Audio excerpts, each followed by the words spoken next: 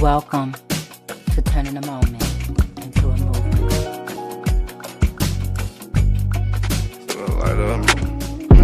Just let the light of mine. I'm gonna let it shine. I'm gonna let it shine.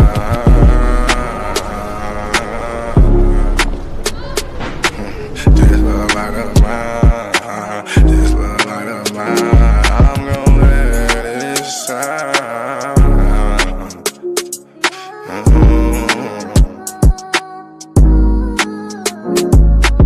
This little light of mine, I'm gonna let it shine. I'm gonna let it shine. This little light of mine, I'm gonna let it shine. I'm gonna let it shine.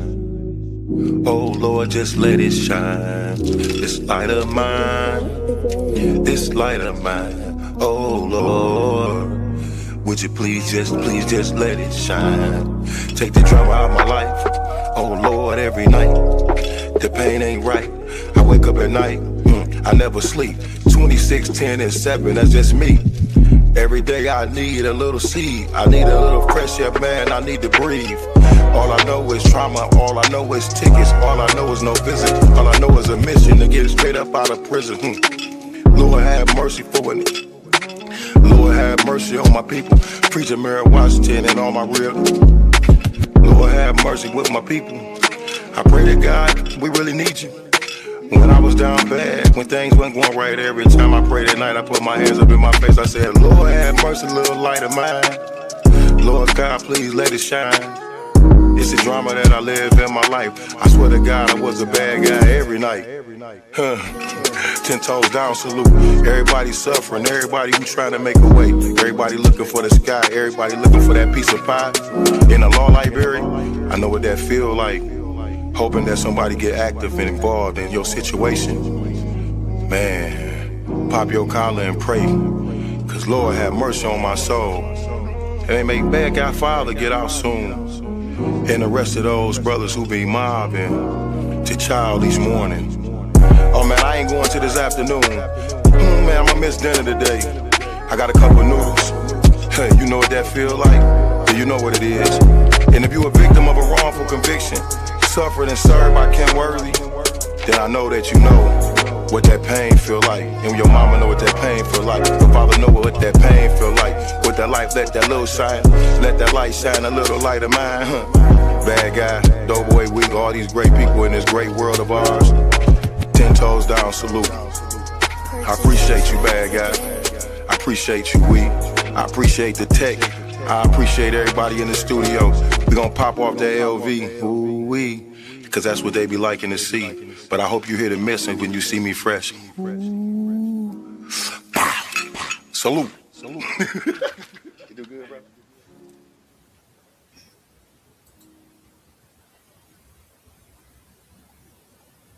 Greetings, everyone. Thank you for joining me this evening on Turning a Moment into a Movement.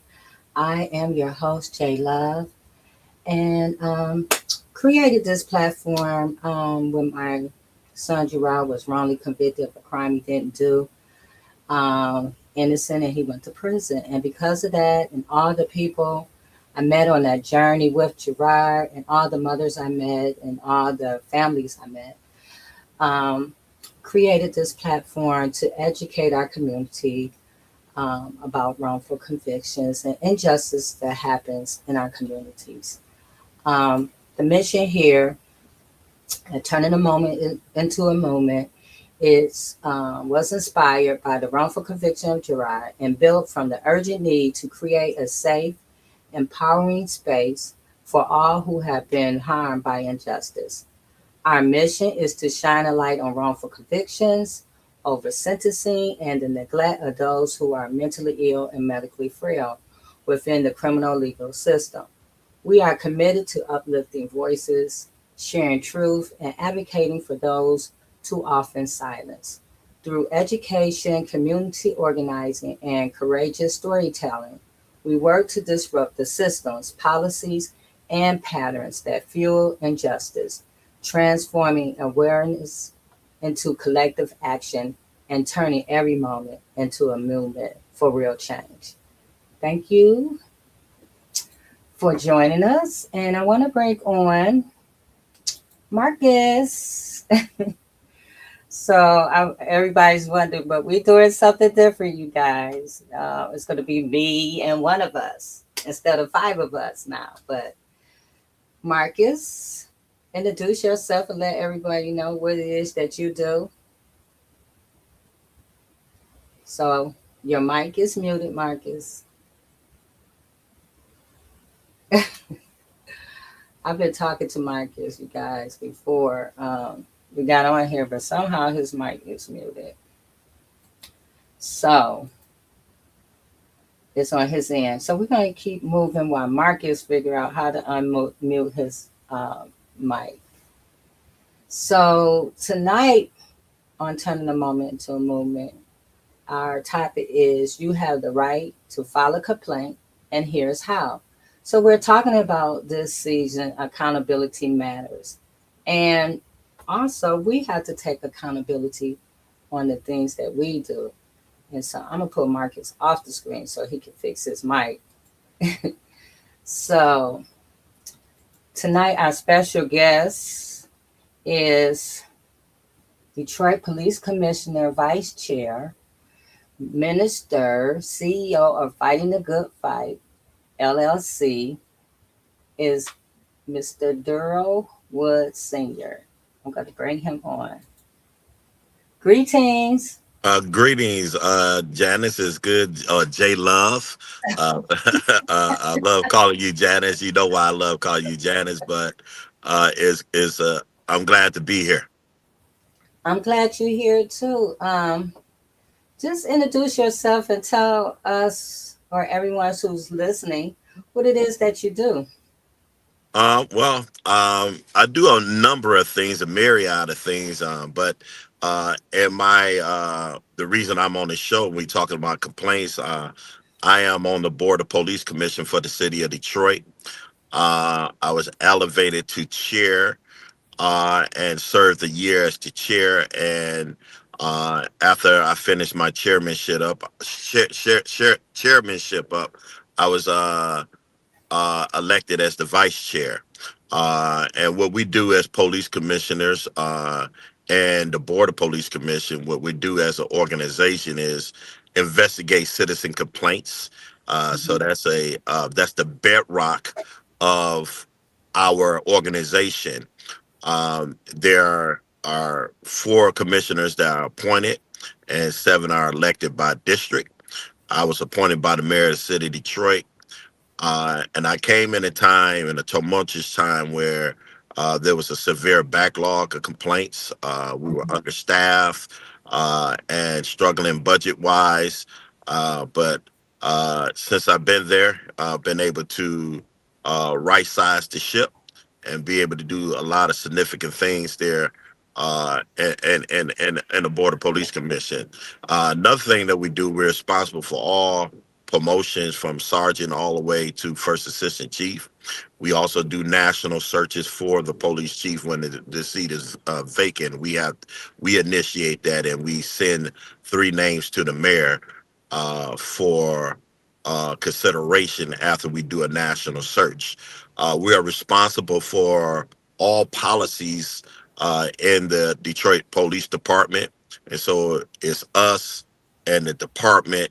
And if there's uh, a impasse there, then the mayor can chime in as it relates to the policies. And so we're responsible for a great deal of things. Citizens call us for all kinds of reasons, and we're there to try to mediate matters and be able to help citizens get the answers that they're looking for. And we don't have a magical wand. We can't um, make things go away, but we have a host of investigators, which our chief investigator, Warfield, is on. He'll be joining us and be able to talk to the citizens how to participate in filing a complaint. If they need to file a complaint, he would give them clear direction on how to file a complaint and what that process look like.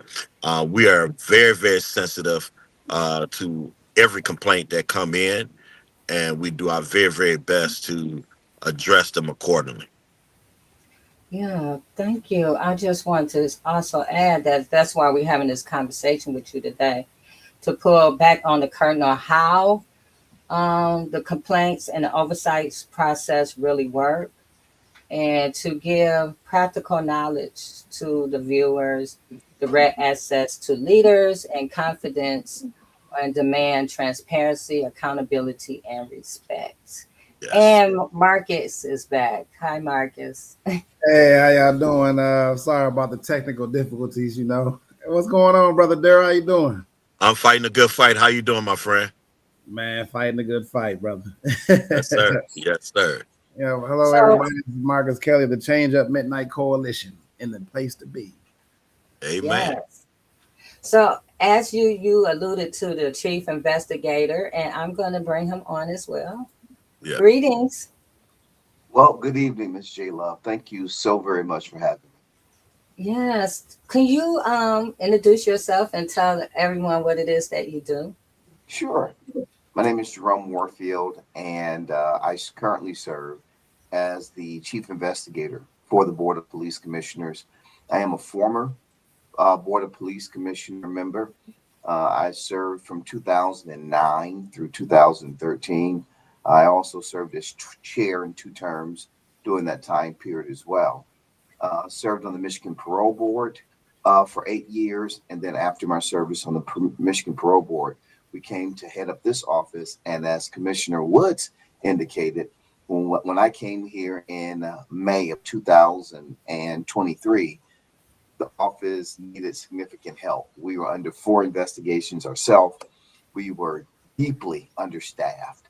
And thanks to his leadership and the leadership to others on that board, we have righted the ship, and we're here to service our community in an outstanding way.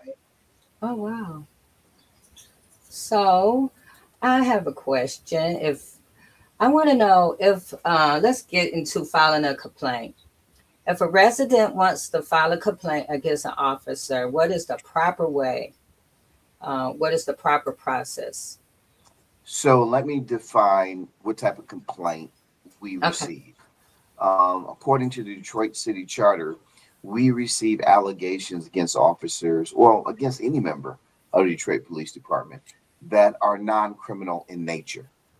So Mhm. anything that is criminal in nature, we transfer those complaints over to the Internal Affairs Department for DPD, only because the charter does not give us that authority to investigate criminal complaints. And at the same time, because of that, our investigators are not trained in how to audit criminal investigations. The second thing I want to point out is that those individuals who are filing complaints, it has to be within the calendar year of when the actual complaint happened. So let's say you want to file a complaint that happened 2 years ago. Unfortunately, we can't take that complaint. But if it happened within the last 12 months, we can certainly take that complaint. And there are several easy ways. We give you 4 easy ways to file the complaint. You can call our office, and our number is 313-596-2499. And you can give us your complaint over the phone. You can go online and file a complaint at www.detroitmi.gov/BOPC. You can do it that way. You can also fax it to us. We still have fax line at 313-596-2482. And obviously, you can go to the Board of Police Commissioners meeting that happen every Thursday at 3 o'clock, with the exception of the second Thursday of the month. That happens in the community, and that's a moving target in the community that we try and make around the city of Detroit on that second Thursday of every month. But you can go straight to our offices and file a complaint. And our office, let me just give you this while I'm here. Merrill Plaisance. That's right in Palmer Park. It's almost kitty corner from the Unity Church. So we're right in the heart of the city. Oh, okay. Can someone file a complaint anonymously if they feel like there might be some retaliation? Is that possible? That's a great question, Ms. Love. Absolutely.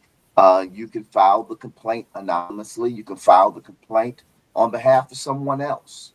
Parents can file a complaint on behalf of their minor children as well. So there are a number of modalities. I mean, someone who's your agent, let's say an attorney, can file the complaint on your behalf as well. So we receive pretty much complaints from wherever they come in for the most part. Again, our criteria is that they are non-criminal in nature, and they have received complaints against employees of the Detroit Police Department. So if it's the sheriff or if it's the state police, we can't take those complaints. And how long does that process, the investigation process, take? That's another excellent question. So we have 90 days to complete our investigation. A number of investigations are able to be completed well before that 90-day framework, as Commissioner Wood alluded to earlier on the call.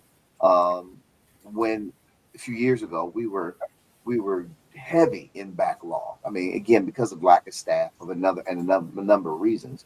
We just recently have put ourselves in good position at the end. Well, actually, at the end of this week, we'll be out of all of our legacy backlog. So the only thing we're concentrating on is our 2026 cases, as well as the remainder of our 2025 cases. So we have done just a yeoman's job. We have 21 investigators that work out of this office, and they do really a great job and very thoroughly investigating cases.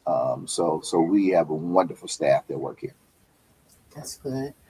My next question is, so what if a person feels like their complaint wasn't taken seriously and they didn't like the outcome of the investigation? Is there a pathway for them? Something else that they can do? Again, good question. The city, this Detroit City Charter gives an avenue for that particular citizen to absolutely appeal their findings from our office. All they need to do is write the Board of Police Commissioners, and they can set up an appeal hearing to have that particular complaint reviewed. I've had that happen where I've met with individuals to show them why our findings were what they were. And Mm-hmm. typically, once they see what we were able to uncover, they pretty much go along with our findings. However, if there ever becomes a time when that isn't the case, there is an avenue. We can take it straight to the Board of Police Commissioners. We'll present our findings. The citizen will present theirs, and then the Board of Police Commissioners would make that final decision on which way the case should go. So they absolutely have appeal opportunities. Okay, Marcus, do you have anything to add before I jump into something else? I mean, I ain't gonna lie. My mind is all over the place. I was thinking, brother Warfield, that I think what's calling pause for me is if if the complaint happened, you can only file a complaint. Rather, if I'm not mistaken, you said a criminal complaint within a year, a calendar year, and after that, it's just done. The problem that I have with that I think you probably heard before is what if someone has been criminally has been had what if an officer has done something criminally to a person, but he got locked up behind it, such as say beat him up or something, you know what I mean, or whatever, assaulted him, and the officer, and yet he goes to jail, serves a year or two, and then come home and then try to file a complaint. Uh, that it's like that time frame is left, so now that window is closed for him even to seek justice for that particular assault, and or a case where someone is being intimidated by an officer and or don't even realize that they have a system set in place that they can follow through with, and then when they realize, okay, well, I could have just took this complaint to Brother Warfield or Brother Darryl, and they realize it later, but yet the door has closed for justice. But on the reverse side, if it's a regular civilian and he commits a crime, you can go 2, 3, 4 years and charge him. So it's just I mean that's the part, and I don't even know if there's a question here. I'm just kind of in awe listening to this Well, right now. Brother So I'm Marcus, like, that's what I talk about. can you hear me, Brother Marcus? Mm-hmm. Yeah, I can hear you. Okay. But I think you misunderstood Chief Warfield. What Chief Warfield was saying is that the Board of Police Commissioners do not do any criminal complaints. All criminal complaints will go to Internal Affairs. And Internal Okay. Affairs deals with criminal complaints. And so if it was a crime is committed, then there would be a statute of limitation on certain crimes according to the statute, whatever that Mm. crime may be. Okay. But the Board of Okay. Police uh, commissioners deal with non-criminal complaints. And so the Internal Affairs deal with criminal complaints. So if it's something criminal in nature that will come to us, we will redirect that complaint to the proper authority. Rather Okay.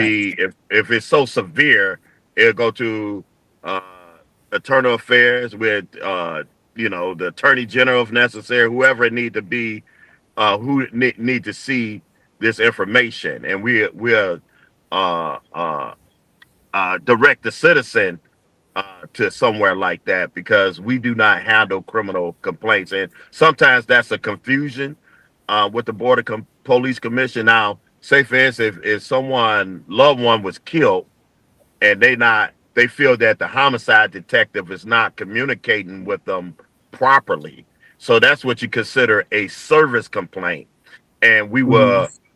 we can investigate that, and say that this citizen uh, is not getting the service that they deserve, and then stuff like that we can deal with. Or if they cuss someone out, or they're harassing someone, or doing things that they don't supposed to be doing in that nature, then we can deal with those complaints. And Chief Warfield can give you a little bit more in terms of the typical complaint that may come in.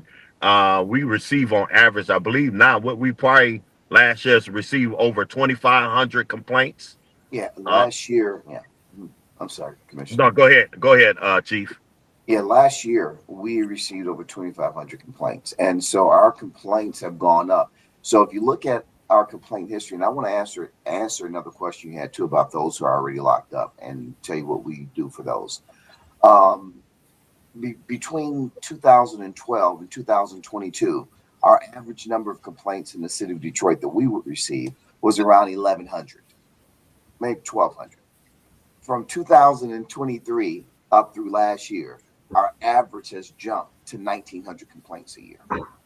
So they have significantly increased. Now, we often get mail from those who may be incarcerated, who do have complaints against the police. We still investigate those cases, again, as long as they're not criminal.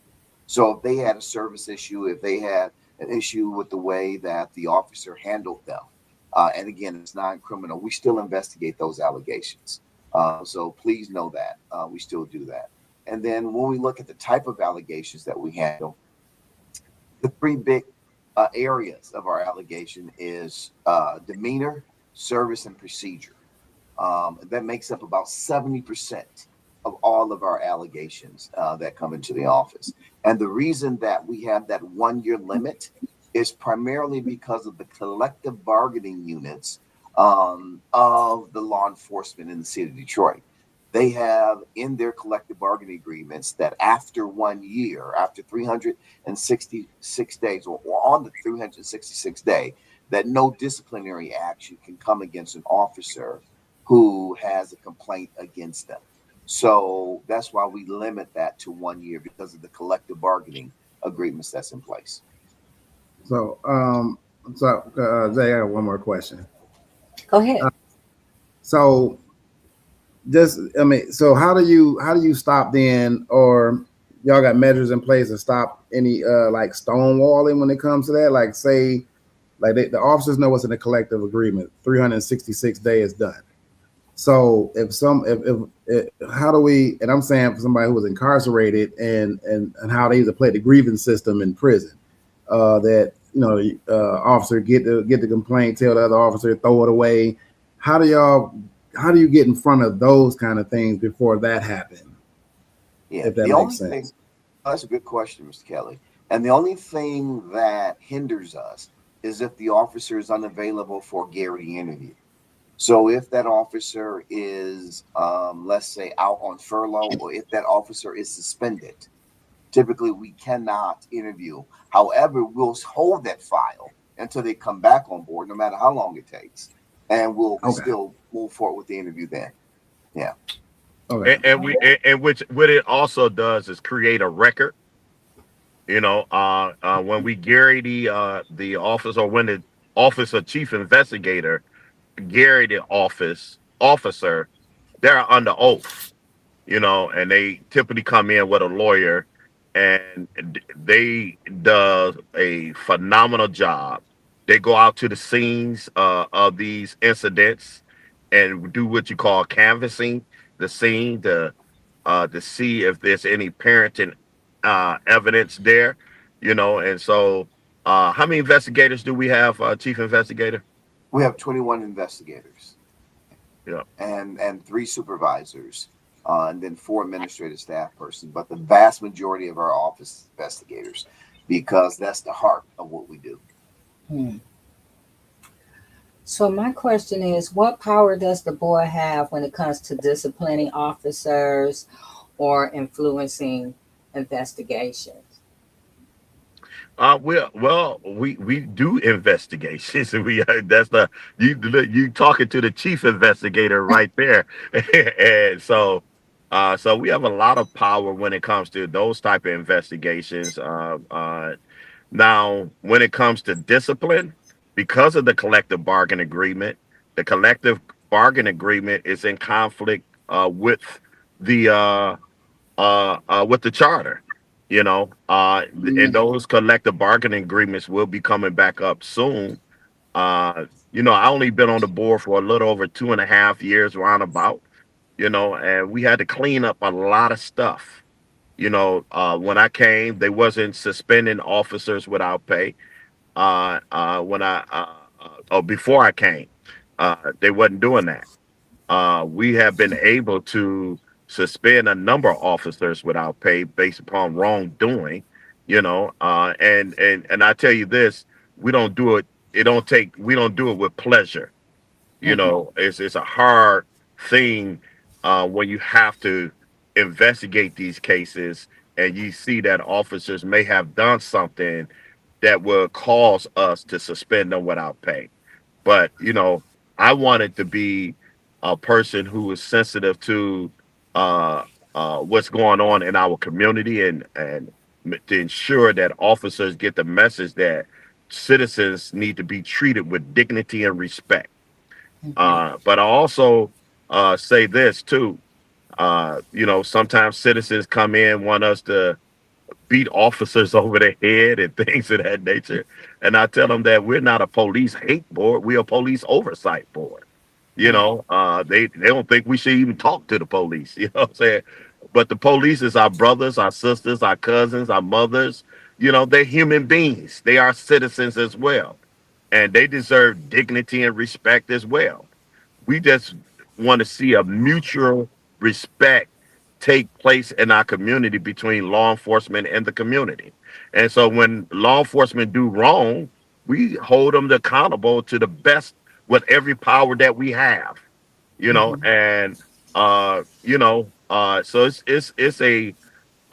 it's a painful job at times, because you hear, certain things that may have happened to citizens, or you hear things that citizens have been through, uh, that is hurtful, and in some regards, we don't even have the power to do anything about, because it might be a attorney general situation, it might be a prosecutor situation, and so we don't have all power, but we have some powers, and the powers that we do have, we will utilize to the best of our ability to make sure that the citizens are getting the product that they deserve, and also that the officers are being treated with dignity and respect too. It's a mutual thing. Are you part of the um, negotiations when the unions with the unions when their contracts have to be renewed or renegotiated? Is the board a part of that? Well, the Chief Warfield can give you some answers. I haven't gotten to the new agreement yet. But when the doors open, I'm not going to signal to you. That I tell you this, that the Border Police Commissioner voice need to be heard in that negotiation process. But Chief Warfield give you some feedback, and not only a Chief Warfield is the chief investigator, but Chief Warfield was also uh, a police commissioner at one time too, and he also served as the chairman of the Board of Police Commission for a number of years. So Chief Warfield knows this process through and through, and he's been a part of some collective bargaining agreements. We haven't had that chance yet. I look forward to it though. But go ahead, Chief Warfield. Thank you, Commissioner. Appreciate that. So to answer your question directly, Miss Love, the answer is no. And that's pretty much set up by the collective bargaining agreements. And obviously, it's strategic, right? If I am going to protect my members of my unions, one of the things I want to do is to make sure that there are less people at the table who could hold oversight as it relates to the behaviors and the operations. So I think that's something that's being discussed and talked about.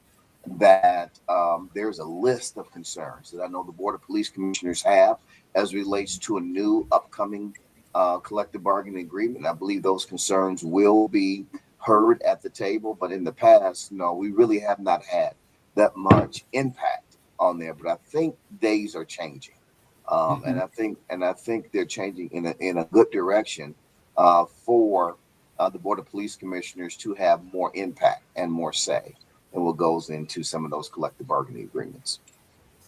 I know I am a former union member, so I understand how unions want to protect their, their people. However, the customer, who are the citizens who pay the salaries, should have a voice in these contracts.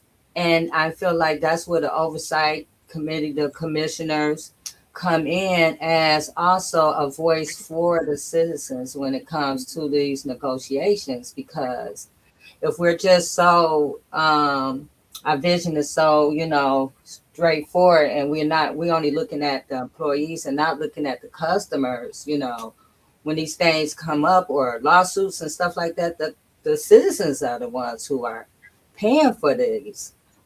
So there should be a voice, commissioners to be a part of that negotiation as a voice for the citizens of the city of Detroit. Absolutely agree with you. And so there are a couple of labor laws, national labor laws, that have to be breached, as you well know, for that to happen, as well as a change with the Detroit City Charter, in order for that to be there and to take place. So but I don't think we have to wait till the laws change before the impact of the commissioner's concerns get heard at the table. We still believe that can happen. And so the board is doing a great job in preparing itself to come to that table with some suggestions, or send to the table some suggestions that might be beneficial for the citizens of the city of Detroit, because they are the voice. I think the reason that we have not had situations like we've seen in Minnesota and in other parts of the country is simply because you've had the Board of Police Commissioners, you have the Office of the Chief Investigator that served almost as a type of release valve so that people could file complaints and get their complaints there, and they've seen the benefit of that. So being able to have a voice at that table is key and critical as well. Mm-hmm. So what is one of the biggest misconceptions that people have about the Board of Commissioners? That we are Jesus and that we can walk on water. The thing is that people come with a lot of different issues, and they come in from a lot of different angles. I'll have to say that there are a number of legitimate complaints, but there are some folks that come in there who want us to claim sovereignty and denounce the United States Constitution and come with all kinds of bizarre things. So bless you.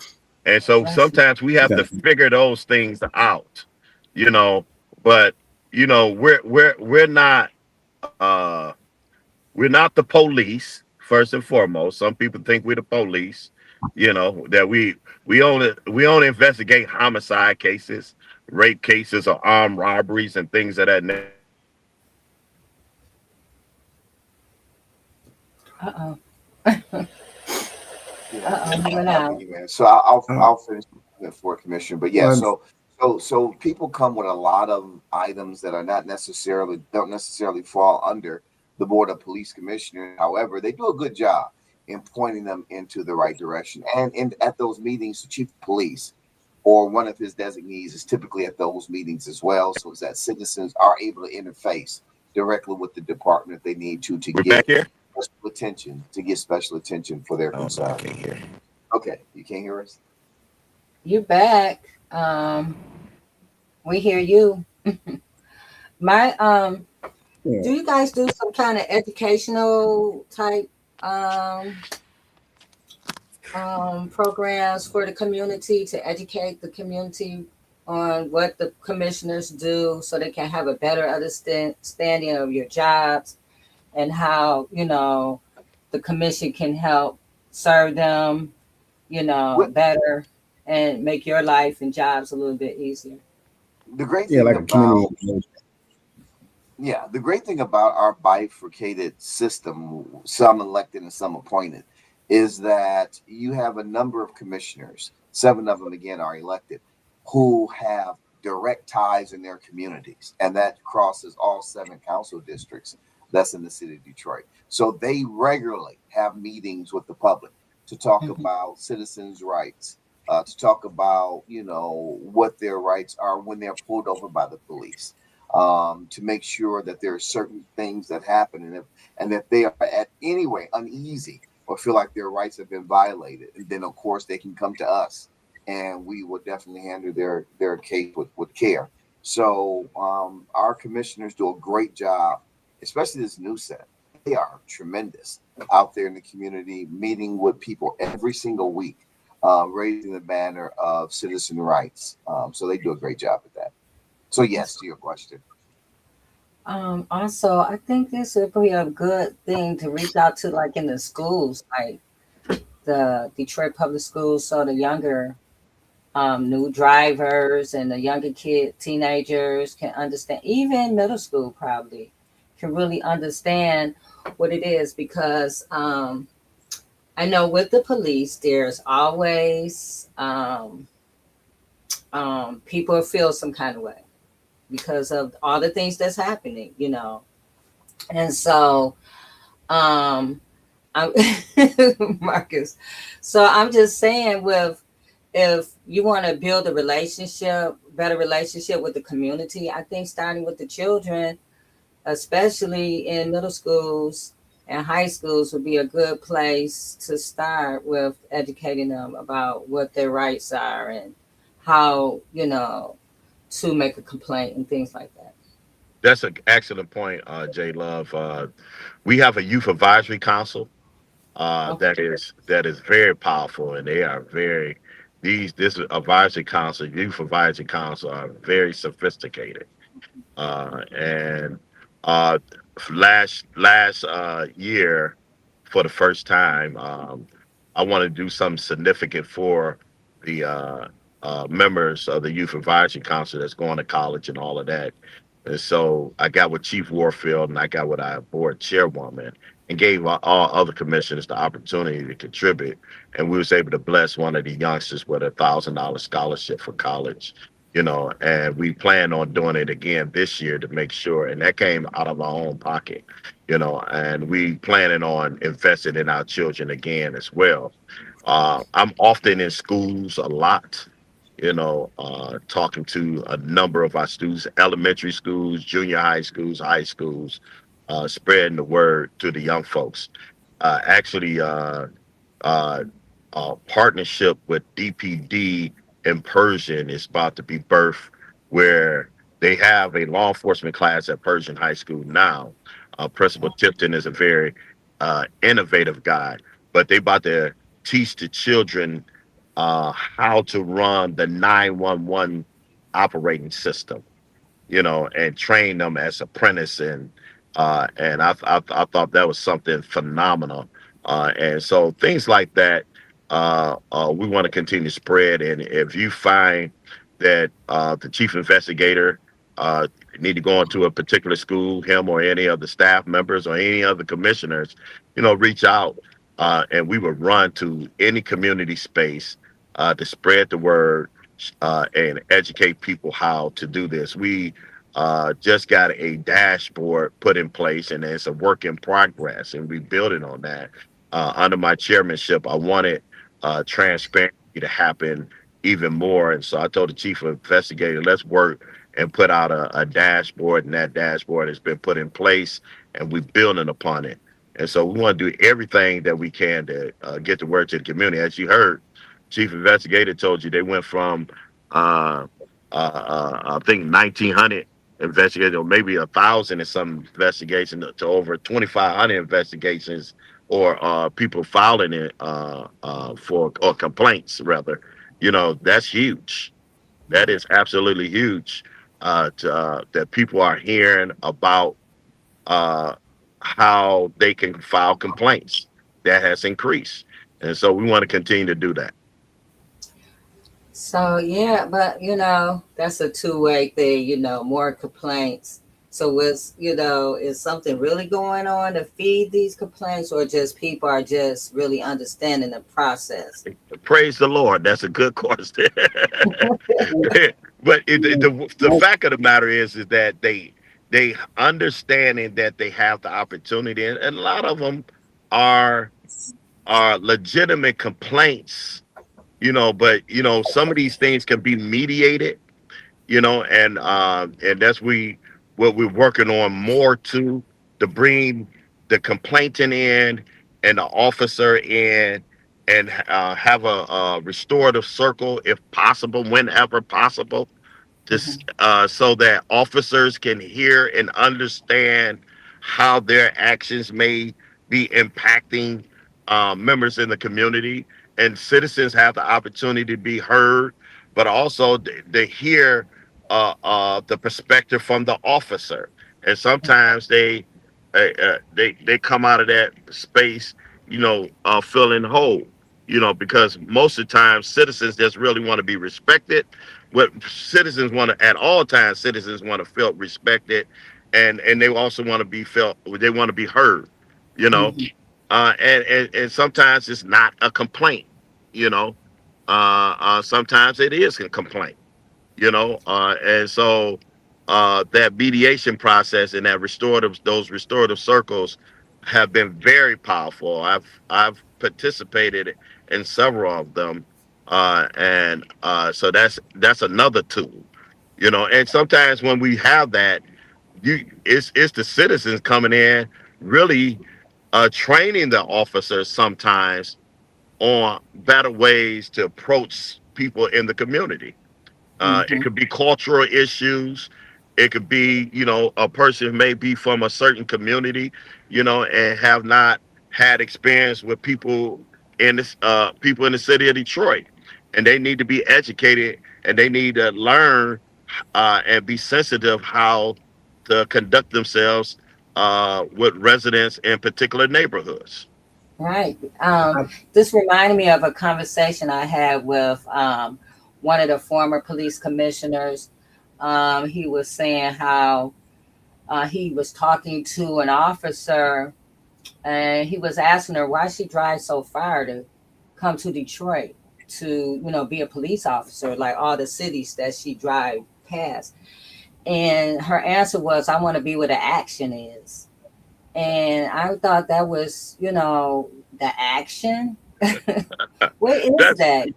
but You bringing your biases. you got some officers who live in the city of Detroit that have that attitude too. So some people come on the force for particular reasons. You know, um, however, you know, them being engaged and being having interactions with the citizens is Hmm. helpful. That's why I love citizen academies. I love citizen input. I love citizens' voices at the table, because the fact of the matter is the department is what it is. Yeah. The numbers reflects what they reflect. Anybody can apply for being a police officer as long as they fit the criteria, you Hmm. know. And so I have seen a number of. I was just at the graduation for DPD yesterday, and I have been seeing the engagement through our uh, uh, personnel director, them going into the community even more in the city of Detroit. And so I've been seeing a lot of more diversity at these graduations. And but sometimes just because you may have an African American officer, that don't mean that African American officer may have the sensitivity Information either. with Amiga. Right. I think Yeah. I'm just listening to that, right? And I think you made a good point, Darryl. I mean, honestly, I think with you guys, I think with the board, I think that's a start. because we talking about systems and systems that been put in place that we have to really break down before we can even get to a space that represents humanity in people, right? Because we coming from, and I say that because I'm actually getting educated right now about the board, right? And I didn't know these things until tonight. But I can honestly say in my community where I'm from, we have a hit. My first time getting beat up by police, I was 9 years old. I take it back. I was 11. I was 11 years old, and every time I seen cops, they was whooping somebody's ass. So it was like that is the climate that I grew up in. So I grew up scared of police. And, you know, but then when we think about how do we change these systems, right? And then you look at the history of the actual what police derive from. We talking about the 1850s Fugitive Slave Act morphed into they called it law and order then now they call it public health and safety. But we still have, the problem ain't the individual, the problem is the system. Yeah. And we have and until we break the system and recreate that system, it don't matter what color person you put as a police officer, whether it's black, white, or candy stripe. We had the Tyree Nichols case in Tennessee. You know what I'm saying? It's like when you get into that system, then a person get in a position of power, and which means they have a power to be exactly who they are, right? And no amount of resumes is going to tell you a guy's morals, you know what I'm saying, moral compass. Right.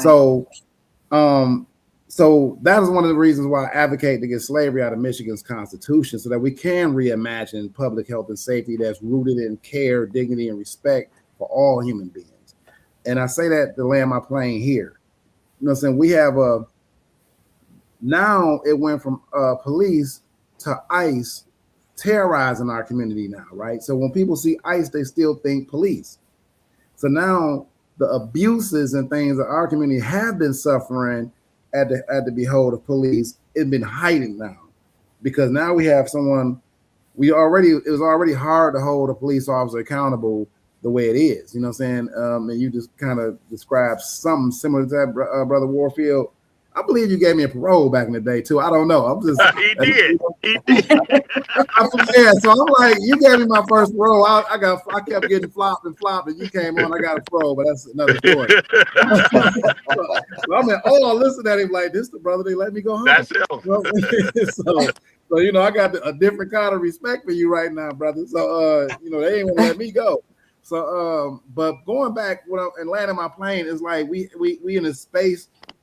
You know, having this board is the beginning. It's like a nugget. It's like a drop in the ocean, a pebble in the ocean, a small ripple effect. But and you talking to somebody who's an abolitionist. I don't believe in state systems of punishment the way it is now. You know what I'm saying? The way it's designed, because we know it was all designed for. However, as an advocate to remove slavery out of Michigan's Constitution, I just believe that it's hard to reform a system whose genesis was never meant to restore anyone. Same thing when we talk about rehabilitation. You can't rehabilitate someone who has never been habilitated in the first place. But the word is sexy. And when we spend in Pontiac, we spend 52% of our budget on juvenile home, jail, and police, and not much on, you know what I'm saying, being proactive.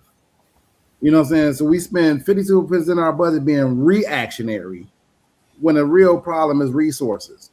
So when I come to this, I think what you guys are doing on the board and what you're building right now, I can see the vision. You know what I'm saying? But I also know that change ain't gonna happen overnight. You know what I'm saying? It's a process. It's gonna be 10, 20 years. This system has been in place for decades. And our police officers are not social workers. You know what I'm saying? They are not, you know what I'm saying, CPS people. They are not those things. They're designed to capture, isolate, and incarcerate, and when you come in our neighborhoods, kill too, if you have to. Yeah, let me say this, Mike.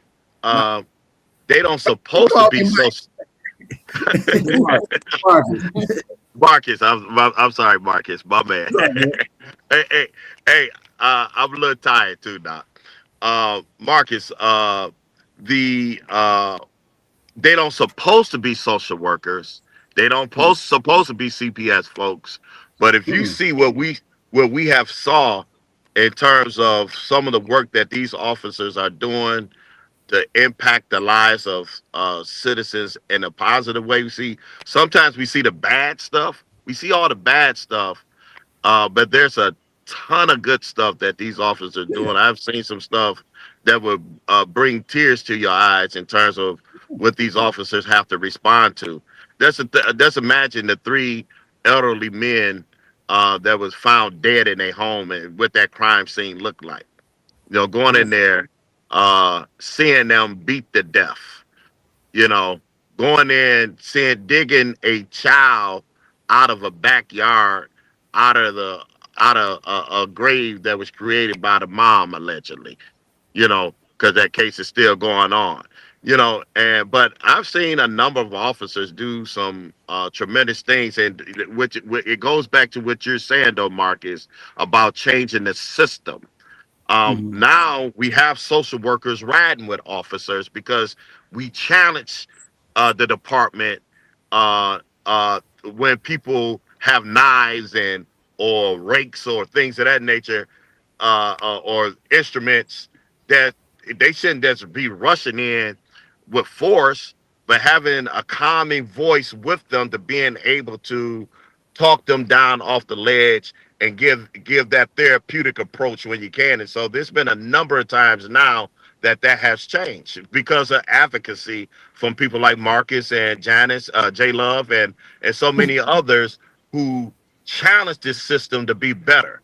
And what we have now also is citizens. When we do policy, we call in citizens. We didn't call in the ACLU, the University of Michigan Civil Rights class, the NAACP, and other groups to come in to be able to help us shape policy and come to the table. And because policy is one of the ways to be able to keep officers held accountable, and the department held accountable. So you make some very, very strong points. I know you said it, they are not social workers, but they'll tell you something different based Mhm. upon the thousands and thousands and thousands, the tens of thousands of calls that they respond to every single year. It's a lot. I'm sure. And I'm sure, I mean, even the scenes that you described, Daryl, has to be horrific on your mindset too, There you go. going into seeing all of this stuff. And so is there a space for that? Is there a space for to make sure when they have these horrific crime scenes? Because I know what you just described at I was listening to it on the news. It sounds horrific about the three men in the. Is there some kind of space for those particular officers who have to have those experiences, you know, um, so they won't be carrying that and then, what I'm saying, interact other ways, some proactive measures for them as well. Absolutely. That's one of the things I have been strongly advocating for officers to have mental health support because it's good for them, but it's also good for citizens. I think Hmm. that if they are involved in some type of interaction with some where they have to use force or whatever, that they should get some mental health support, especially if it was justified or whatever, you know. And when they go to these crime scenes, they should have a therapist or mental health support to be able to help. So they have something called peer support, and they building upon it more. And even some officers need substance abuse assistance, when it comes to alcohol and maybe some drugs, because again, they are no different than you and I and our Right. families. Sometimes they use as a coping mechanism, maybe alcohol or drugs, and that they need some support and help in that area as well. Hmm. So my thing is to make sure that they get all the therapeutic assistance that they can so that they can be able to heal and be able to do a job that is going to be helpful to the citizens of the city of Detroit. Mhm. So, I have a question. If for both of you, actually, if there was one policy or one thing that you could change to make oversight, make your job easier, make oversight to help the citizens, be more comfortable in the jobs you're doing, what would it be? I'll go. I'll do it from two different areas. I'll do it from the board's perspective and from the perspective here. The one thing that the city of Detroit did when Comey Young proposed the Board of Police Commissioners, which is the first independent oversight police board in the entire country that was able to have subpoena power as well as hire the human resources director for the department, and to instill this independent office of the Office of the Chief Investigator and be able to help create and develop policies. The one thing I would add to that is that the Board of Police Commissioners should also hire the budget director for the department. Because as you know, where the money is really where the power is, right? And I've advocated, even when I was back on the board, that that's one of the charter changes that I believe should happen, that budget director and the HR director should both be hired by the Board of Police Commissioners. And I think you'll see a change in dynamics there as relates to where the money goes and more service-oriented approach to policing. As relates to my office in particular, we are blessed, we really are, to have the type of leeway that we have right now. And so I'm not going to increase our wish list no matter what it is, because I think we do an excellent job where we are. We're fully staffed, thank God. Again, and a large part to Commissioner Woods and those who were on the board with him back then. But Commissioner Wood led the effort for us to become fully staffed, so that we can take care of the citizens' business. So we are doing very well right now. But I think from a Board of Police Commissioner standpoint, being able to hire the budget director for the department would make a tremendous difference, and an independent lawyer for the Board of Police Commissioners. They need their own independent lawyer. Okay. Darryl? Yep, I share those same sentiments, and some of those things we're looking to change soon. And I want to indicate, I don't want to forecast some things publicly, But I'm a strategic thinker. But one of the policies that I would change, which is in the charter, that we should have the ability to fire officers. You know, uh, it's in the charter, says that we should have that. Collective bargaining agreement took it away from us, and I think that should be restored. And I believe that commissioners would do that in a measured way, He's in a frozen. fair, and equitable way. You know, we this ain't a I got you type situation. These are real life situations, and we know how to deal with these issues soberly. You Right. know, don't no one have no vendettas to take out on no one. you know, and then so I'll say that.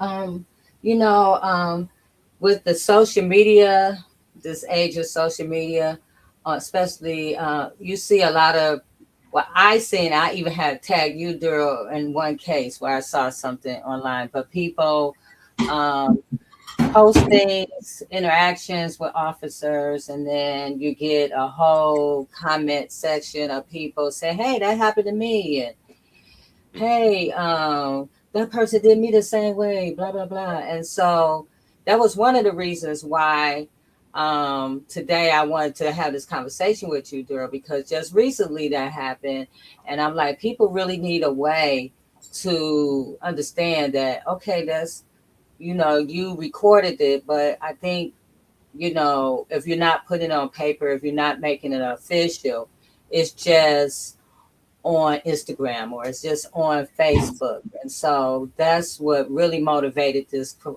conversation today, because I wanted to educate our community about, that you do have power and that you can make a complaint and your complaint will be heard.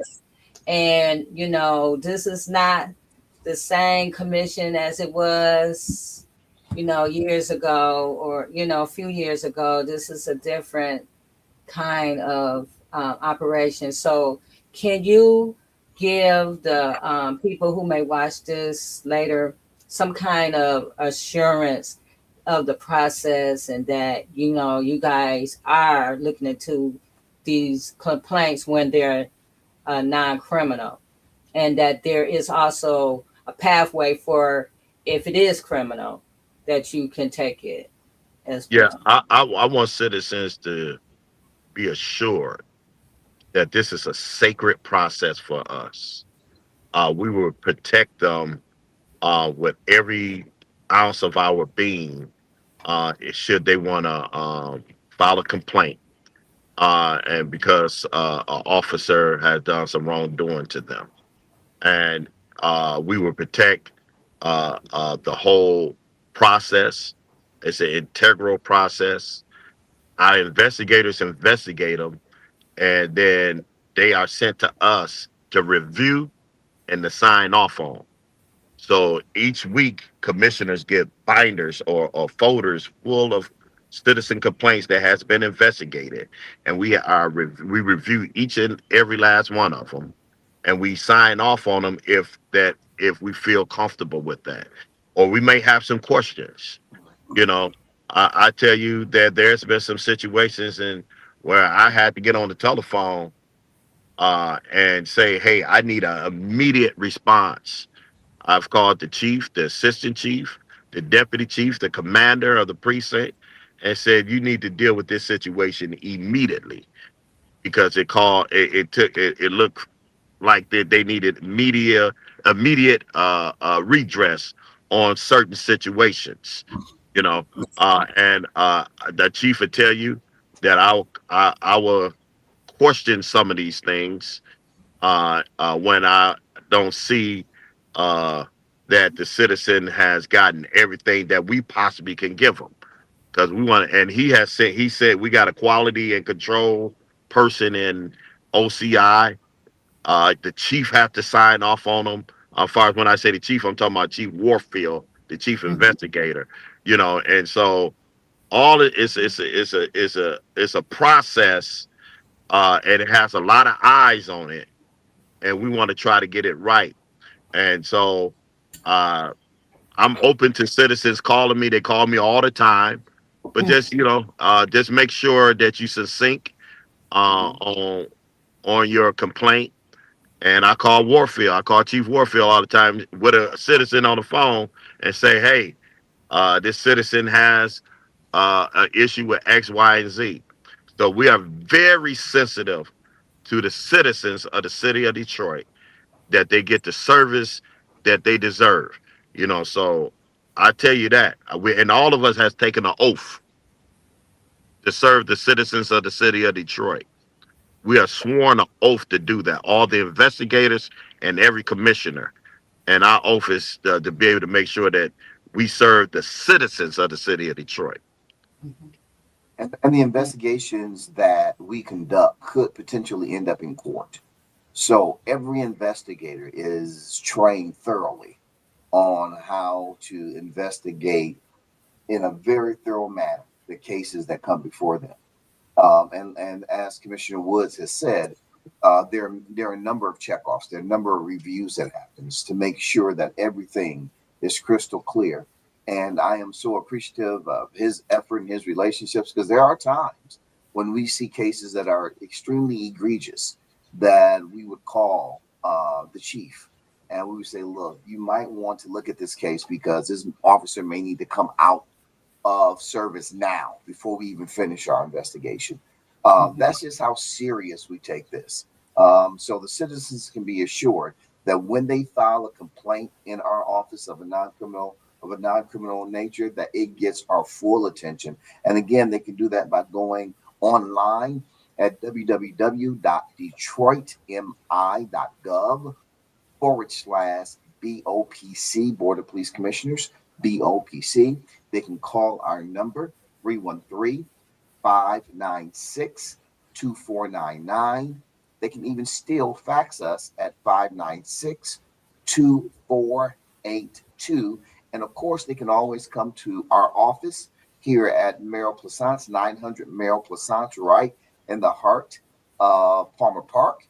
And they can go to the Board of Police Commissioners meeting that's held every Thursday in the public safety headquarters, again, with the exception of the second Thursday of the month. But we take our investigations extremely serious. Yes. I'm so glad I had this conversation with you guys tonight. I feel better. Even though, this is a space, that was created based off of wrongful convictions. And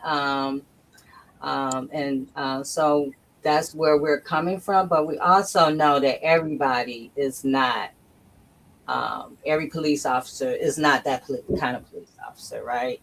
Mm-hmm. But we also want to give space for people to, wherever they have an issue, they'll know where to go, follow the process. Because we have to, be more accountable ourselves if we want other people to be accountable. So I'm glad that we had this conversation. Marcus, do you have anything to add?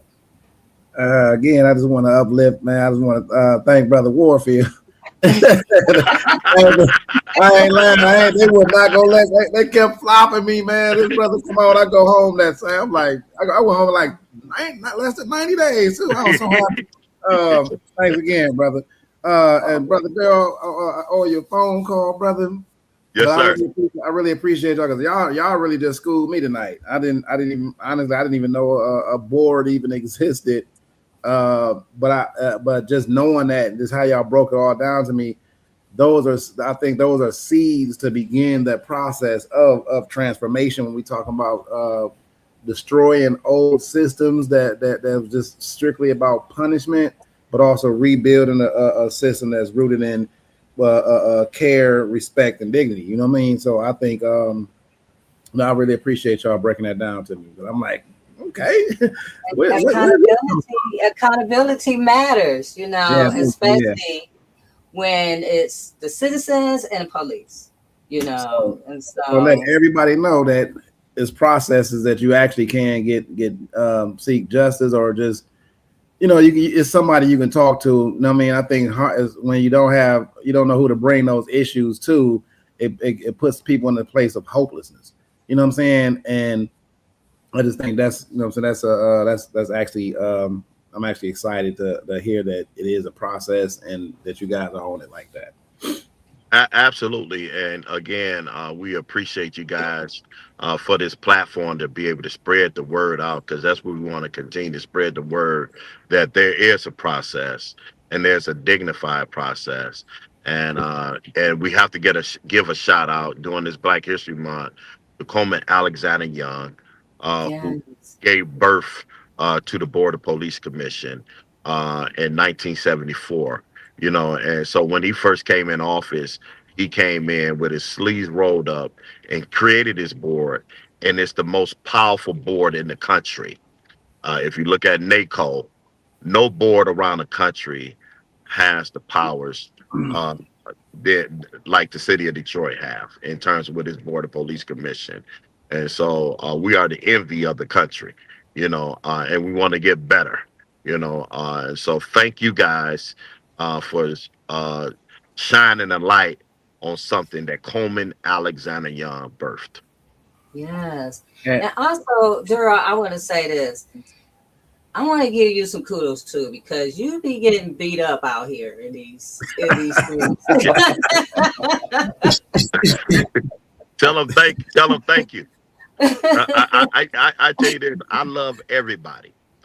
Martin Luther King said, never let a person bring you so low as to hate them. I love everybody. I pray for everybody. I try to do the best that I can to serve. Service is the rent we pay for the space that we occupy. J Love, you know how you and I met. Yes. We met in my service to you because I became your servant, and you was my slave master. Yeah, like anything, I answered a phone call for you morning, noon, and night You because of your did. heart and your soul crying out for your child. Yes. There has been so many people we have been able to been a blessing to, and so I don't hear the noise. So they just need to just shut up. You know what I'm saying? Because I don't hear it, I don't see it, I don't recognize it. Because no weapon formed against me shall be able to prosper, and every tongue that rises against me in judgment shall be condemned. I know That is that's right. part of my heritage, Right. and so we turn to each other and not on each other, and we on a mission to be able to bring healing in our city and in our communities. So uh, I got thick skin. I was condemned to die in prison, served 29 years in prison, and anyone want to make mockery of that, shame on them. And it's a special place in hell for certain people who want to come against people who are being justice impacted, been beat with the whip of incarceration for 29 years. Mother died when I was in there. Both of my grandmothers died when I was in there. Couldn't go to their funeral. They don't know nothing happened in my situation. So I say, God bless you, and repent for those nasty ways Absolutely. and those nasty Absolutely. Let me words. say this about this man too. I met Woods when I first got on the board of police commission. I'm sorry, yeah, when I first got on the board of police commissioners, and the job that he was doing over at Ryan was simply phenomenal. And from there, it's strange, sounds strange. I'm a police commissioner. I've never met this man, but that one time I became a fan of his, and I kept hearing of the amazing work that he was doing while he was inside. And so honored to serve with him in these efforts to make sure that citizens' voice are amplified. And Brother Kelly, I do remember you. I do remember the interview I did with you. And I'm grateful because God had placed me there for a specific reason. Because I knew going in there that there were some people who were being held back, and that should have been let go. As a matter of fact, T. Grizzly was one of my first persons that I paroled. Okay. I'm looking to see that brother again because he got to do a rap with my name in it. But I thank God because there are so many brothers and sisters that should have gone home by now that unfortunately are still behind those walls. And so, we still do the work. I still reach back and still make myself available anytime, Tom or Jessica calls me. I'm still there 100% of the time to do whatever they need to help out my brothers and my sisters that are still behind those walls. Yeah, like our sister Crystal Denise Clark, who we're heavily advocating for, next week. It's the oversight hearing. And so she's one. And also, I just want to say also, even when I met Darryl, he really was instrumental with helping me navigate the things with my son and his conviction. And when he was, we sent all kind of letters to the parole board, and the parole board sent me an email and him an email thanking me for being the mother I am. Told him he has a wonderful mother, and that people. So many people were saying he had to do this, he had to do that before leaving. He didn't have to do any of that. They said, hey, they gave him a date to come home. He didn't have to talk to anybody. He came home. Amen. And so I know if it wasn't for, people like Darryl and others who were helping me through this whole entire process, who knows what would have happened. So thank you, Darryl, and thank you, Chief Investigator Warfield, for joining us today. I kept you guys just a little bit longer than I was supposed to because Darryl was like, this should take 10 hours. But but I really appreciate you taking time out to come on. You gave me myself and Marcus a better perspective on how to feel about oversight in the commissioners and everything. So thank you so much for everything you do, and I appreciate you. And that's it for us. Well, bless you. Thank you so very much. God bless you. And I wish you all the best in this platform. And that even as it expands, Yeah. that God brings more and more people here. And you always can call me if you know of anybody that is going through some difficult times with DPD. And we will definitely walk them through that process. All right. We're gonna remember that. But no, Daryl, seriously. no, I'll text him or call. Yeah, absolutely. So And I'm gonna answer. I'm gonna answer. Yeah, but take it Janice, easy. J Love's name is Janice, and my mother name was Janice, And and that's my so sister's name. and that's powerful, And my you know. mother named James. There you go. Wow. wow. So yes, That is crazy. that Yes, is wow. What a connection. So a thank you, divine you guys. connection. Yeah. So you guys just stay into your audio finishes, and then you can leave out. But thank you. Thank Okay, you. God bless. God bless you both. So hey, Marcus, that was awesome. What up, Dave? That was Hey, awesome. Janice. Yeah. I never knew that was your name. That's my mother's name. Wow. Yeah. Yes. I think we got Yes. some, I think we got some pretty good nuggets. I think we got some pretty good nuggets out of seeing how to process with the board work. I think, like I mentioned, I think as a start, it was crazy just seeing the guy that paroled me. You know what I'm saying? That was crazy. Oh, But that was awesome. I, Actually, I think I just feel like I don't know. I got mixed feelings right now. really. So let's talk about accountability matters. And who do we need to hold accountable this week? What systems that we need to hold accountable this week, Marcus? The systems like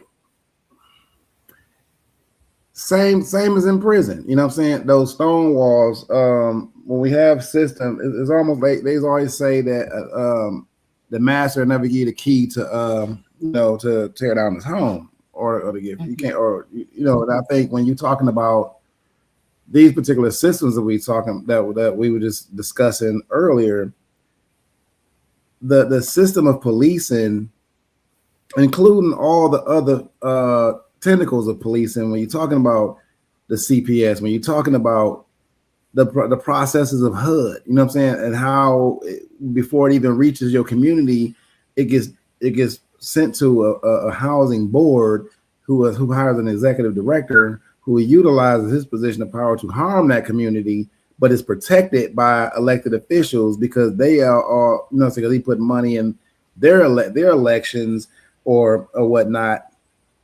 So now the people are being harmed, and then when they try to file that complaint and they follow that process, every spot they went to file a complaint at, they got to tie to this particular person at the Pontiac Housing Commission, and so they're protected all the way down to Washington. Mm-hmm. So it's like, what I mean? So and that's why I specifically asked them, how do you get around that stone wall when somebody do want to file a complaint and it gets to the wrong person? He knows the person or has some kind of ties. He's probably going to throw that away. You know what I'm saying? Because we here together, like, saying you my sister, and I'm like, I'm not gonna let nobody fry you. You know what I'm saying? So it's like, right. But to have that particular same kind of dynamic when you're talking about systems of injustice or incidents of injustice or community harm, it has to be a different system that's not rooted in I'm a police officer, so I bleed blue. Mm-hmm. You know what I'm saying? Or I'm a Pontiac Housing Commissioner, so I bleed them. Or I'm a Democrat, so I bleed blue. You know what I'm saying? Or red or Republicans. It has to be independent oversight. Mm-hmm. As long as oversight is woven into the injustice that's already happening, then you're never going to get justice. That's just a fact. And I think they understood that when I asked about the particular separations of power. How do you stop stonewalling? Because if all I need is a year to get around you for a complaint and go through, then goddamn it, help me get around this year, and I'm expecting you to help me get around that year, and then after that, I'm done. You know what I'm saying? I'm back to work. I'm getting paid. I'm fucking somebody else over. Right. So I think they're trying to put in a process where they can kind of eliminate that or stonewalling. But I know it's going to be, that's a process. Just like it kind of reminds me of what a conversation I had with Crystal about how, even with the grievance process inside there, when they file a grievance, let's say it's against an officer, the other officer might tell that officer that you're filing a grievance against them. Now you're met with retaliation and all that stuff. So that system has to be independent, where there is people who are not for, they just seeing the problem. What is the problem and how can we solve it? So non-biased a system. And this system that they talk about is the system they talk about is similar. Right. You know what I'm saying? It's a similar system of what they're doing, because it's not separate. It's not a separate entity. Like when the Department of Corrections came up with this ombudsman, you know what I'm saying, Keith Barber. Keith Barber was supposed to do, you just consider Keith Barber the right now as it stands, the board of police or DPD. Keith Barber is that for the Department of Corrections. So if we get into a space to where my sole interest is vested in protecting you from any kind of litigation, every grievance procedure we got, if they can leak out to Keith Barber, he's going to make sure he stonewall that too, so it don't go any further. Hey, I did investigations. This happened. That we didn't find anything. Yet you got multiple lawsuits that got settled out while you was in there for 30 years. So it's like you've never seen an issue with the Department of Corrections. You know what I'm saying? Same thing with the police force. Go ahead. In regards to Keith Barber, I think because you've been sitting in a position for 38 years, you get numb and you just there. You're not you're not really oversight. You just, holding on. So whenever I feel like I'm gonna retire, I could just take this great picture that goes to where I retire. I think it needs to be like with them, how they have different districts and different. It needs to be a board. It should just be one person in regards to what we're talking about MDOC. It needs to be more than one person.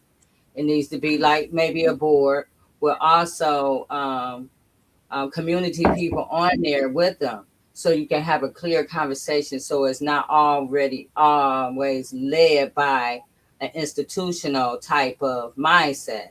It's also community focused. And I think with what they have is, even though it's still connected, they also have community, because each a lot of their commissioners come out of different neighborhoods, different districts of the city, whereas you just got to keep Barber, and now you got to depend on him too.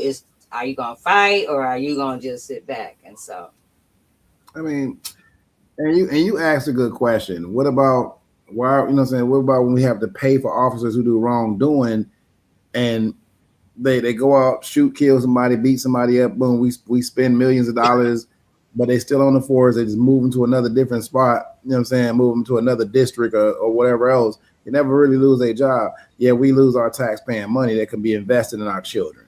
You know what I'm saying? Our children's literacy. We have the lowest literacy rates in the country, but we spend of millions of dollars, you know what I'm saying, to a system that's a failing system. You know what I mean? Right. Police do not stop crime. You know what I'm saying? And the way the system is in prison, the way that is does not stop crime, and it's not restoring anyone. Police are not restoring the community. You know what I mean? So and then their union also is in the way, because the union protects their people, and so they're going to put policies and things in place to protect them. And so And also, and even on the flip end, there has to be a conversation where there's more community input when they negotiate contracts. That also looks out for the Yeah, I people turn my that camera off. I see. Yeah, I had So, I'm moving around the house. Yeah, only because I'm moving around the house and I got weak Wi-Fi over here. But for the most part, when you file a complaint, when we go, and I'm talking about MDLC now, and it's sad that we even got to get to this pace. When you file a complaint, you have to be strategic, because those systems that he said that they said they have, they're always going to find a loophole to get around that complaint. You know what I'm saying? There's always going to be somebody in there. Everybody is not stand up. What I used to have to do in prison is when I make my complaint, I go to the library and I will copy it. You know what I'm saying? I would copy it. I would submit one, but I send one home too. So one of the things that helped me settle on my lawsuit is they were saying that these complaints was never filed, but I had family outside that was sending it straight to Lansing too. So, like in one incident, one of the people called me out, and when I came out, she threatened me, like, what if I put a knife in your area of control? You file another complaint, I'll put a knife in your area of control, because that'll give me an extra 5 years in prison. So what I did is I filed a complaint about that. I copied the pass, and I wasn't seeing it because I knew she was going to lie and say that it never happened. I copied the pass, sent it home, and told them to send it to Lansing. And I filed a complaint. She said it never happened. We sent it to the courts, let them see it happen, and they came and tore my cell up to see if I had any other complaints in there. But in the end, it ended up prevailing. But the fact is, you suffer so much torture, you know what I'm saying, maybe even die, you know what I'm saying, just to get out that this is what's happening to me. Now, the way that affects our community in policing, there's no different. In prison is micro, in society is macro. So it's on a larger scale out here. If you file a complaint against an officer and you give it to the wrong officer and he gives it to that person, you're going to get harassed. You're going, you know what I'm saying? You're going to get, you know what I'm saying, charges pent on you, beaten. See what happened to Tyree Nichols over a woman. You know what I'm saying? It's just, those things really happen. But, they say you still got to go through the process. Even though they're slow to justice, they're quick to lock you up. So, so I want to kind of shift.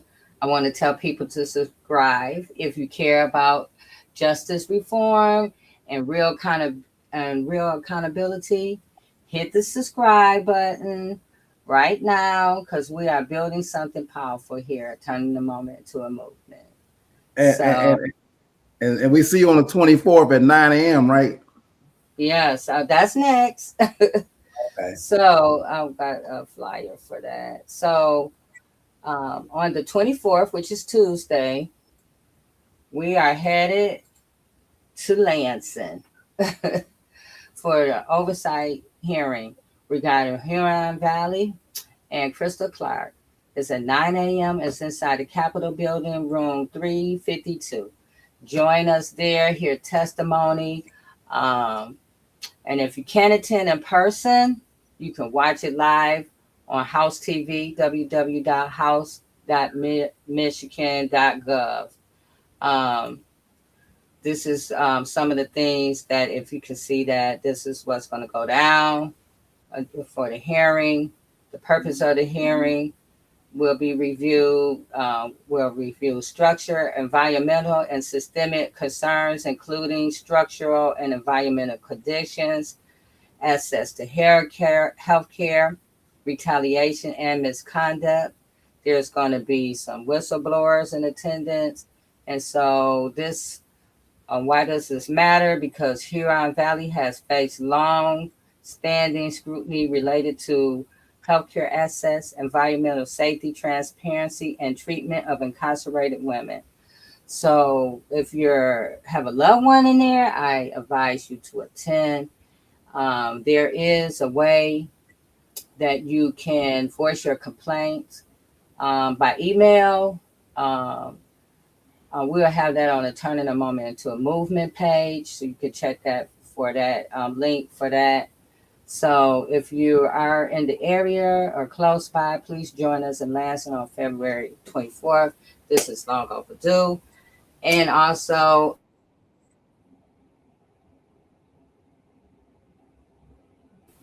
and I don't know why, there it is.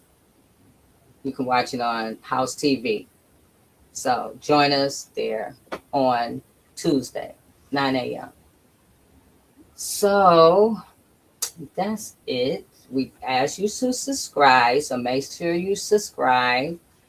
And we have some, next week we're going to have 2 shows. We're going to have a special guest on Friday. And also we're going to come back on Saturday and have our wrongful conviction highlighted story. Trisha will be with us that week. And we're going to have some guests. And that's it for tonight. Is there anything else, Marcus? Shout out to Janice J. Love. I think it was a good show. I learned a lot. Everybody else probably learned a lot. We do know that it's a lot still that needs to be done. Again, taking slavery out of Michigan's Constitution.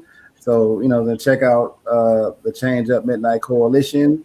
Sign up and get some educational pieces on there that you might learn about that process as well. It's always a pleasure to be here. And I'm tuned in. I'm definitely going to tune in when y'all talk, but I will see you in Lansing. Yes, all of us will be there, I think. I know I'm going to be there. Trisha's going to be there. You're going to be there. Leslie, I think, is going to be there. I don't know about Reverend Tia, but I'll find out. But yeah, we're going to be there. And a lot of people, we got students that's coming from U of M that's participating that's going to be there. So the room, we're trying to fill that room up because we have to stand up. Our sister Ears is black now. She called me yesterday. Her head was hurting so bad. She's having nosebleeds and blood in places that blood shouldn't be. And so we just want to keep her uplifted in prayer and also be there to stand up for her and all the other women who are suffering. And also for the families of those who have lost a loved one. We want to be there for them as well. So Thank you, Marcus, and thank you guys, and we'll see you next week on Turning a Moment into a Movement. Good night. Good night. Just a light of mine. I'm gonna let it shine. I'm gonna let it shine.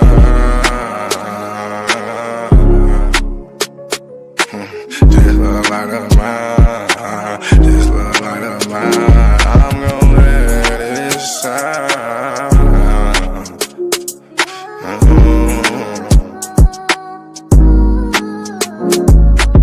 This little light of mine, I'm gonna let it shine. I'm gonna let it shine. This little light of mine, I'm gonna let it shine. I'm gonna let it shine. Oh Lord, just let it shine. This light of mine, this light of mine. Oh Lord, would you please just let it shine. Take the drama out of my life. Oh Lord, every night the pain ain't right. I wake up at night, I never sleep. 26, 10, and 7, that's just me. Every day I need a little seed. I need a little fresh air, man, I need to breathe. All I know is trauma, all I know is tickets. All I know is no visit, all I know is a mission to get straight up out of prison. Lord have mercy for it. Lord have mercy on my people. Preacher Mary Washington and all my real. Lord have mercy with my people. I pray to God, we really need you. When I was down bad, when things weren't going right, every time I prayed at night, I put my hands up in my face. I said, Lord have mercy, little light of mine. Lord God, please let it shine. It's the drama that I live in my life. I swear to God, I was a bad guy every night. 10 toes down, salute. Everybody suffering, everybody who trying to make a way. Everybody looking for the sky, everybody looking for that piece of pie. In a law library, I know what that feel like. Hoping that somebody get active and involved in your situation. Man, pop your collar and pray. Cause Lord have mercy on my soul. And they make bad guy father get out soon. And the rest of those brothers who be mobbing to child each morning. Oh man, I ain't going to this afternoon. Man, I'ma miss dinner today. I got a couple noodles. Hey, you know what that feel like? Yeah, you know what it is. And if you a victim of a wrongful conviction, suffered and served by Ken Worthy, then I know that you know what that pain feel like. And your mama know what that pain feel like. Your father know what that pain feel like. With that light, let that little shine. Let that light shine a little light of mine. Bad guy, Doughboy Week, all these great people in this great world of ours. 10 toes down, salute. I appreciate you, bad guy. I appreciate you, we. I appreciate the tech. I appreciate everybody in the studio. We gonna pop off that LV, ooh-wee, cause that's what they be liking to see. But I hope you hear the missing when you see me fresh. Salute.